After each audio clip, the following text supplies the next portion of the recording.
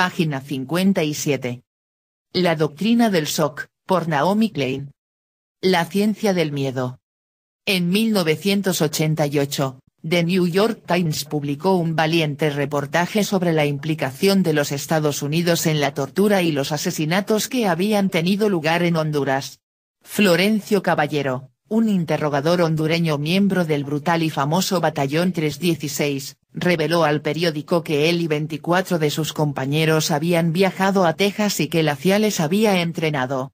Nos enseñaron tácticas psicológicas, como estudiar el miedo y las debilidades de un prisionero.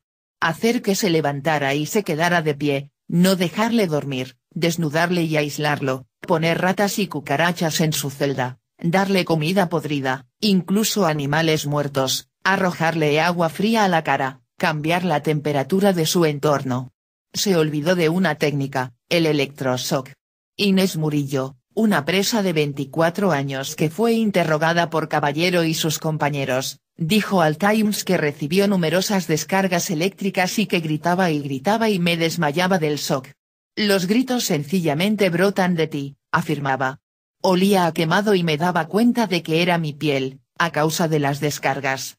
Dijeron que me torturarían hasta que me volviera loca. No les creí. Pero entonces me abrieron las piernas y conectaron los electrodos a mis genitales. 44. Murillo también declaró que había alguien más en la estancia, un norteamericano que les pasaba las preguntas a sus interrogadores, y al que los demás llamaban señor Mike. 45. Las revelaciones publicadas en el periódico terminaron en una investigación en el Comité de Inteligencia del Senado, donde el director adjunto de la CIA, Richard Stolz, confirmó que Caballero efectivamente asistió a un curso de explotación de recursos humanos de la CIA, también conocido como curso de interrogación. 46. The Baltimore Sun interpuso una solicitud de información al amparo de la Freedom of Information Act para obtener el material del curso utilizado para entrenar a gente como Caballero. Durante mucho tiempo la CIA se negó a entregarlo. Finalmente, bajo amenaza de una demanda, y 9 años después de la publicación del artículo, la CIA hizo público un manual titulado Covert Counterintelligence Information. Según The New York Times, Covert es un criptograma codificado. Q, una sílaba al azar, y bar, que es el nombre secreto de la agencia en aquellos tiempos. Informes más recientes han especulado con la posibilidad de que Q se refiera a un país en concreto, o una operación encubierta o clandestina determinada. 47. El texto era un manual secreto de 128 páginas de extensión acerca de las técnicas de interrogación de fuentes no colaboradoras, que se nutre principalmente de la investigación encargada por Coulter. Se adivina la huella de los experimentos de Ewen Cameron y Donald Ebb sobre privación sensorial en todo el documento. Los métodos van desde la consabida privación sensorial hasta posiciones de estrés, capuchas y técnicas para infligir dolor. El manual advierte de entrada que muchas de estas tácticas son ilegales e indica a los interrogadores que deben obtener la aprobación previa de sus cuarteles generales. En los casos siguientes. 1. Si va a infligirse un daño físico. 2. Si se van a emplear métodos o materiales médicos, químicos o eléctricos para obtener la obediencia del sujeto. 48. El manual está fechado en 1963, el último año de funcionamiento del programa Coulter y 2 años después de que la CIA dejara de financiar los experimentos de Cameron. El texto afirma que si las técnicas se utilizan debidamente, destruirán la capacidad de resistencia de una fuente no colaboradora. Este es, en definitiva, el verdadero propósito de Coulter, más allá de la investigación acerca de los lavados de cerebro, que solo era un proyecto colateral. El objetivo era diseñar un sistema basado en premisas científicas para extraer información de las fuentes no colaboradoras. 49. En otras palabras, tortura. En la primera página del manual, se puede leer que los métodos de interrogación descritos están basados en amplias investigaciones, incluyendo pruebas clínicas llevadas a cabo por especialistas en campos relacionados. Representa una nueva era de tortura precisa y refinada. Nada que ver con el tormento sangriento e inexacto que había sido estándar desde la Santa Inquisición. A modo de prefacio, el manual insiste, el servicio secreto de inteligencia que es capaz de aportar conocimientos pertinentes y modernos que arrojen luz sobre los problemas de nuestro tiempo goza de una increíble ventaja, y va muy por delante del servicio de información que lleva a cabo sus operaciones encubiertas con estrategias propias del siglo pasado. Ya no es posible hablar seriamente de los métodos de interrogación sin hacer referencia a la investigación psicológica que se ha llevado a cabo durante la última década. 50. Sigue un completo manual paso a paso sobre cómo desmantelar la personalidad de un ser humano. El libro también incluye una extensa sección sobre privación sensorial que habla de una serie de experimentos llevados a cabo en la Universidad Hill. 51. Describe cómo deben construirse las celdas de aislamiento y señala que la privación de estímulos sensoriales induce un estado de regresión en el sujeto, pues impide que su mente esté en contacto con el mundo exterior, forzándole a introvertirse. Al mismo tiempo, un suministro calculado de estímulos durante la interrogación hace que el sujeto vea al interrogador como a una figura paterna durante su estado de regresión. 52. La Freedom of Information Act que amparó la petición del Baltimore Sun también descubrió una versión actualizada del manual, publicada por primera vez en 1983, para ser utilizada en Latinoamérica. La ventana de la celda debe situarse en un punto elevado de la pared, con posibilidad de bloquear la luz, afirma. 53. La versión de 1983 está claramente diseñada para dar una clase, pues cuenta con cuestionarios de preguntas y respuestas para autoevaluación. También contiene amigables recordatorios, recuerda siempre que debes empezar cada sesión con baterías nuevas. Precisamente lo que Ebb temió, que se utilizaran sus experimentos en privación sensorial como técnicas de interrogación de tremendo alcance. Pero fue la labor de Cameron, y su receta para romper la imagen tiempo-espacio, lo que conforma el espíritu de la fórmula Kubark. El manual describe varias de las técnicas desarrolladas para romper la pauta de conducta de los pacientes en un sótano del Alien Memorial Institute. El principio es que las sesiones deberían planificarse con el fin de erradicar la noción de orden cronológico del sujeto. Algunos de los interrogados pueden volver a un estado de regresión si se realiza una manipulación persistente del tiempo, retrasando o adelantando los relojes y llevando la comida a horas desacostumbradas, 10 minutos antes o después de la última ingesta.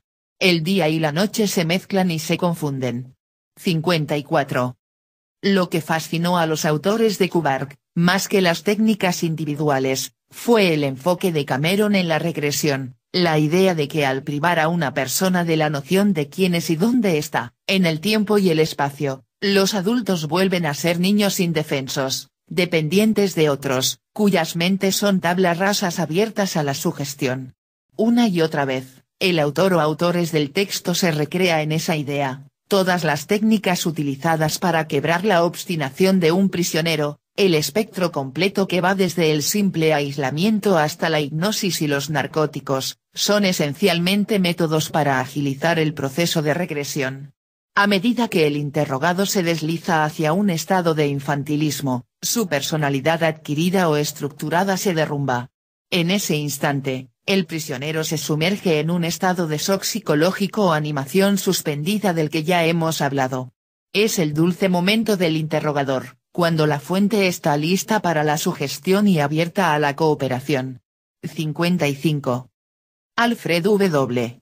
Coy, un historiador de la Universidad de Wisconsin que ha documentado la evolución de las técnicas de tortura desde la Inquisición hasta nuestros días en su libro A Question of Torture, The Interrogation from the Cold War to the War on Terror, describe las instrucciones del manual Kubark para la privación sensorial y la sobrecarga sensorial subsiguiente como la primera revolución real en la cruel ciencia del dolor que ha habido en más de 3 siglos. 56. Según Coy, esa revolución no habría tenido lugar sin los experimentos Hill en los años 50. Prescindiendo de sus extravagantes excesos, los experimentos del Dr. Cameron, que bebían de las investigaciones pioneras del Dr. Ebb, sentaron las bases del método de tortura psicológica en 2 fases diseñado por la CIA. 57. En todos los territorios donde el método KUBARK se ha enseñado surgen los mismos modelos de comportamiento, diseñados para inducir, profundizar y mantener el estado de shock en el prisionero. A los prisioneros se los captura de la forma más desorientadora y confusa posible, a última hora de la noche o en veloces operaciones al amanecer, tal y como indica el manual. Inmediatamente se les pone una capucha o les ponen un trapo encima de los ojos. Les desnudan y reciben una paliza. Luego son sometidos a algún tipo de privación sensorial. Y desde Guatemala a Honduras, de Vietnam a Irán, desde las Filipinas a Chile, el empleo de las descargas eléctricas es omnipresente. Por supuesto, no todo responde a la influencia de Cameron o del programa Ancultra. La tortura siempre funciona como una improvisación, una combinación de la técnica aprendida y del instinto humano para la brutalidad que se desata siempre que reina la impunidad. A mediados de los años 50, los soldados franceses empleaban el electroshock de forma rutinaria en Argelia contra los rebeldes, en sesiones en las que a menudo les acompañaban psiquiatras. 58. Durante esa época, algunos jefes militares franceses impartieron seminarios en una escuela militar de Estados Unidos especializada en la contrainsurgencia, situada en Fort Bragg, en Carolina del Norte. Allí entrenaron a los estudiantes, compartiendo las técnicas utilizadas en Argelia. 59. Sin embargo, también está claro que el especial modelo de Cameron, que combinaba dosis masivas de shock, no solamente con el fin de provocar dolor, sino específicamente para eliminar la personalidad del detenido, causó una honda impresión en la CIA. En 1966, la agencia envió a 3 psiquiatras a Saigón, armados con una máquina Pate Russell. Fue empleada tan agresivamente que varios prisioneros murieron durante los interrogatorios. Según Coy, de hecho estaban comprobando, bajo condiciones reales, si las técnicas de modificación de conducta de Ewen Cameron desarrolladas en Kill podían alterar el comportamiento humano de veras. 60. Para los oficiales de inteligencia estadounidenses, ese enfoque práctico no era lo habitual. Desde los años 70, el papel de los agentes norteamericanos era el de mentor o entrenador, no el de interrogador directo. Los testimonios de los supervivientes de la tortura en Centroamérica de los años 70 y 80 están plagados de referencias a misteriosos hombres que hablaban inglés y entraban y salían de las celdas, proponiendo preguntas u ofreciendo consejos. Diana Ortiz, una monja norteamericana que fue secuestrada y encarcelada en Guatemala en 1989, ha testificado que los hombres que la violaron y la quemaron con cigarrillos se dirigían a otro hombre que hablaba español con un fuerte acento americano, y se referían a él como su jefe. 61. Jennifer Arbery, cuyo marido fue torturado y asesinado por un oficial guatemalteco a sueldo de la CIA, ha realizado una importante labor de documentación en su libro Truth, Torture and the American Way. 62. Aunque Washington y sus sucesivas administraciones aprobaban estas operaciones, el papel de los Estados Unidos en las guerras sucias tenía que ser encubierto, por razones obvias. La tortura, ya sea física o psicológica, viola claramente la Convención de Ginebra, que prohíbe cualquier forma de tortura o de crueldad, así como el propio Código de Justicia Militar del Ejército de los Estados Unidos afirma que no deben realizarse actos de crueldad u opresión contra los presos. 63. El manual KUBARK advierte a los lectores en la página 2 que sus técnicas comportan la posibilidad de posteriores demandas judiciales, y la versión de 1983 es aún más directa: el uso de la fuerza, tortura mental, amenazas, insultos o la exposición a un trato desagradable o inhumano bajo cualquiera de sus formas, como apoyo a una labor de interrogación, están prohibidos por la ley, tanto internacional como nacional. 64. Sencillamente, lo que enseñaban era ilegal y debía permanecer en secreto por su naturaleza. Si alguien preguntaba, los agentes estadounidenses estaban supervisando el aprendizaje de sus estudiantes de países en vías de desarrollo. La materia, técnicas avanzadas de interrogación policial. Ellos no eran responsables de los excesos que se producían fuera del horario escolar. El 11 de septiembre de 2001, ese sempiterno esfuerzo por negar plausiblemente la realidad se esfumó. El ataque terrorista contra las Torres Gemelas y el Pentágono era un shock distinto de los que habían imaginado los autores de Kubrick, pero sus efectos fueron notablemente similares: profunda desorientación, miedo y ansiedad agudas, y una regresión colectiva. Como el interrogador que adopta la figura paterna, la administración Bush se apresuró a jugar con ese miedo para desempeñar el papel del padre protector, dispuesto a defender la patria y su pueblo vulnerable por todos los medios que fueran necesarios. El cambio en la política de Estados Unidos, que se resume en la desgraciadamente conocida declaración del vicepresidente Dick Cheney acerca de trabajar el lado oscuro, no significó que esta administración abrazara tácticas que habrían repelido a sus antecesores, más compasivos y humanos, como demasiados demócratas han afirmado, invocando lo que el historiador Garry Weill llama el especial mito americano de la pureza original. 65. Más bien, la revolución es que anteriormente estas operaciones se llevaban a cabo a distancia suficiente como para negar todo conocimiento de las mismas. Ahora, se realizarían directamente y la administración las defendería abiertamente. A pesar de todo el debate acerca de la tortura privatizada, en manos de proveedores externos, la verdadera innovación de la administración Bush es que la ha internalizado, torturando a prisioneros en instalaciones estadounidenses, con sesiones de tortura dirigidas o gestionadas por norteamericanos. Los presos llegan a las instalaciones mediante extraditaciones extraordinarias desde terceros países, transportados por aviones norteamericanos. Esa es la diferencia del régimen de Bush. Después de los ataques del 11 de septiembre, se atrevió a pedir el derecho a torturar sin vergüenza alguna. Eso ponía a la administración en una posición delicada, pues podía ser objeto de una investigación criminal, problema que soslayó cambiando la legislación. La cadena de acontecimientos es de todos conocida. El entonces secretario de Defensa, Donald Rumsfeld, siguiendo órdenes de George W. Bush, decretó que los presos capturados en Afganistán no entraban en el marco de la Convención de Ginebra porque eran combatientes enemigos, no prisioneros de guerra, un punto de vista corroborado por la Oficina Legal de la Casa Blanca y su director, Alberto González, más tarde ascendido a fiscal general del Estado. 66. Luego, Rumsfeld aprobó una serie de técnicas de interrogación especiales para la guerra contra el terror.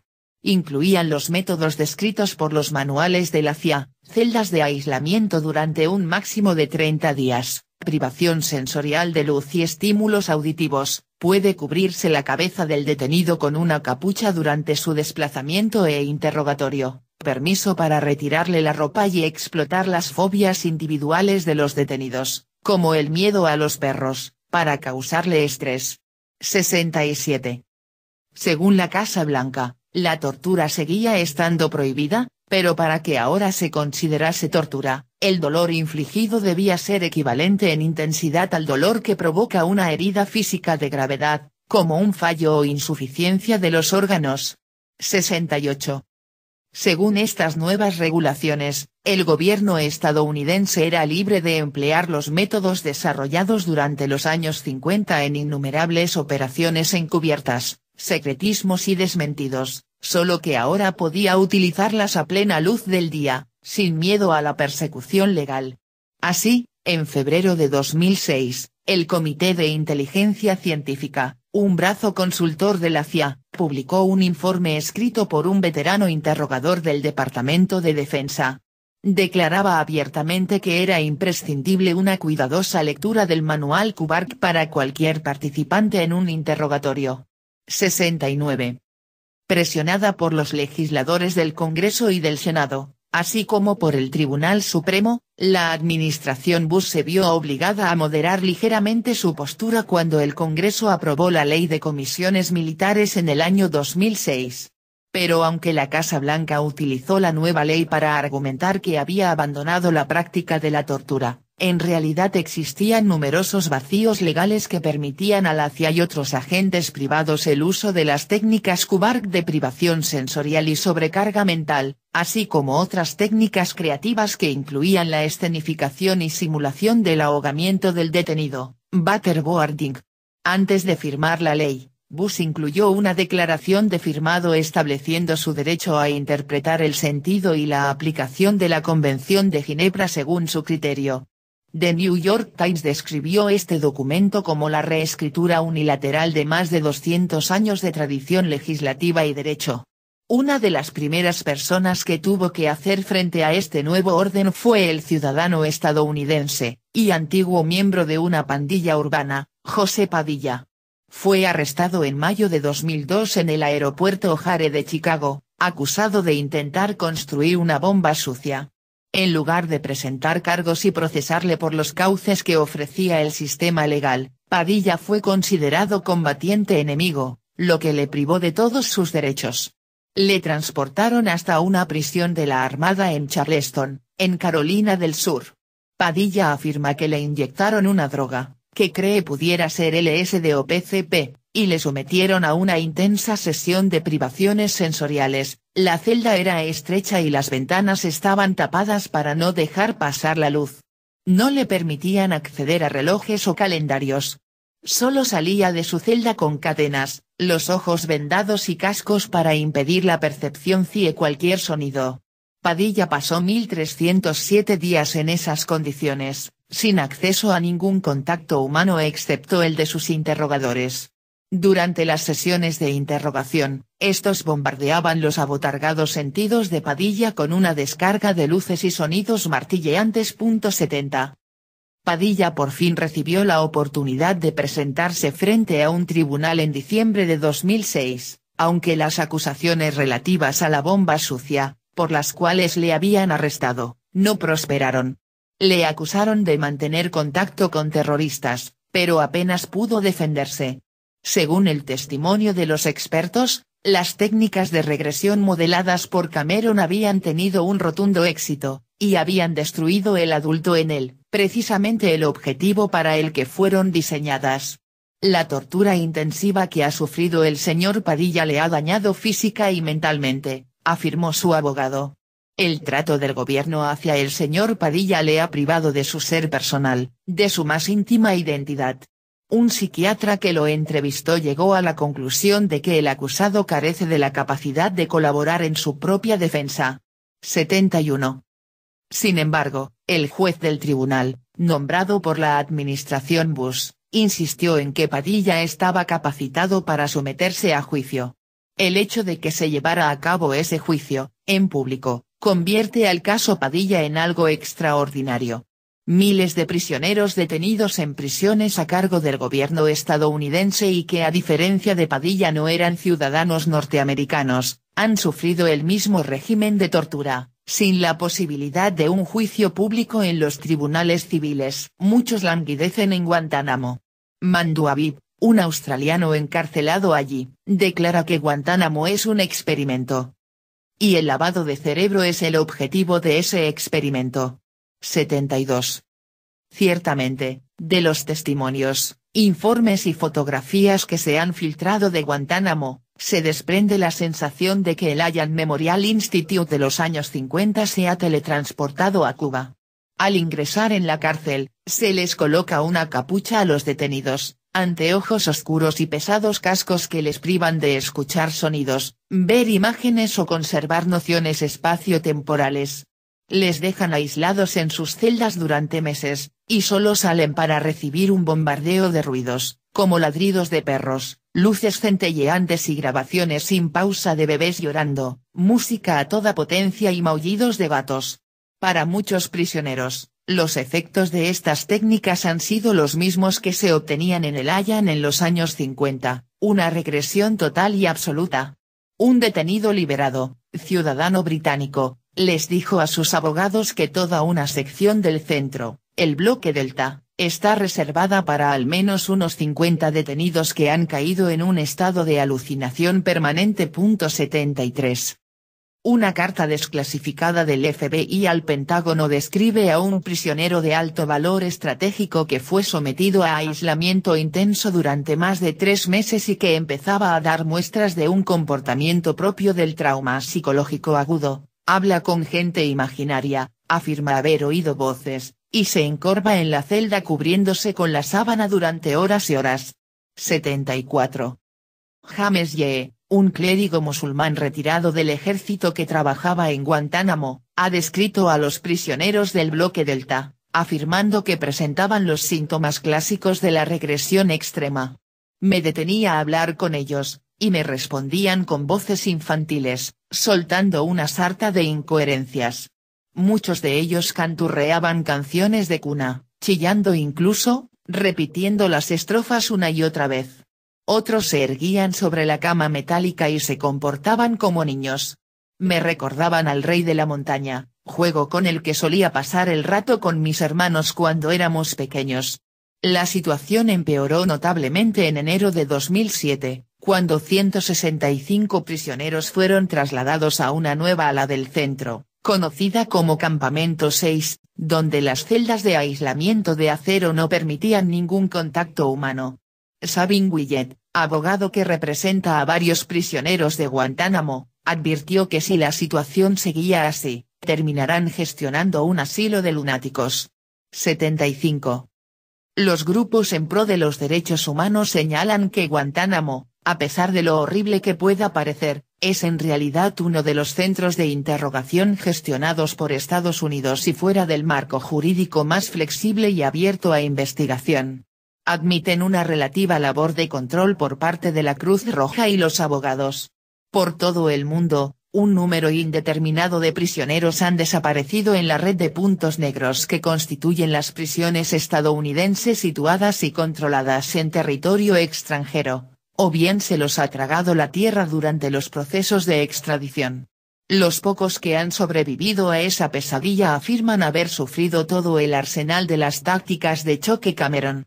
El clérigo italiano Hassan Mustafa Osamanás fue secuestrado en las calles de Milán por un grupo de operativos de la CIA y de la policía secreta italiana. No tenía ni idea de lo que sucedía, escribió más tarde. Empezaron a darme golpes en el estómago y por todo el cuerpo. Me envolvieron la cabeza con cinta adhesiva, y cortaron aberturas en la boca y la nariz para que pudiera respirar. Le llevaron a Egipto, donde vivió en una celda sin luz, con cucarachas y ratas arrastrándose por mi cuerpo durante 14 meses. Nasr permaneció encarcelado en Egipto hasta febrero de 2007, pero logró sacar al exterior una carta de 11 páginas escrita a mano en donde detallaba los abusos que sufría. 76. Escribió que le sometieron repetidas veces a electroshocks. Según un artículo de The Washington Post, le ataban a una plancha de hierro conocida como la novia y le conectaban electrodos al cuerpo. La estructura reposaba sobre un colchón mojado en el suelo. Mientras un interrogador se sentaba en una silla de madera que descansaba en los hombros del prisionero, otro apretaba un botón y enviaba descargas eléctricas que recorrían los muelles del colchón y la plancha. 77. También le aplicaron descargas en los testículos, según denunció Amnistía Internacional. 78. Hay motivos para creer que el uso de torturas con descargas eléctricas en prisioneros del gobierno estadounidense no es un caso aislado, hecho que suele soslayarse en casi todos los debates que tratan de dirimir si Estados Unidos está practicando tortura o si es mera creatividad interrogadora. Juma al-Dosari, un prisionero de Guantánamo que ha intentado suicidarse más de una docena de veces, le dijo a su abogado que durante su detención en Kandahar, bajo custodia norteamericana, el interrogador trajo un aparato parecido a un teléfono móvil, que en realidad generaba descargas eléctricas. Empezó a aplicármelo en cara, espalda, miembros y genitales. 79. Y Murat Kurnaz, originario de Alemania, tuvo que pasar por situaciones parecidas en otra prisión en Kandahar, también bajo control estadounidense. Fue al principio, así que no había prácticamente ninguna regla. Tenían derecho a hacerte de todo. Solían darnos palizas regularmente. Utilizaron descargas eléctricas. También me hundían la cabeza en el agua durante las sesiones. 80.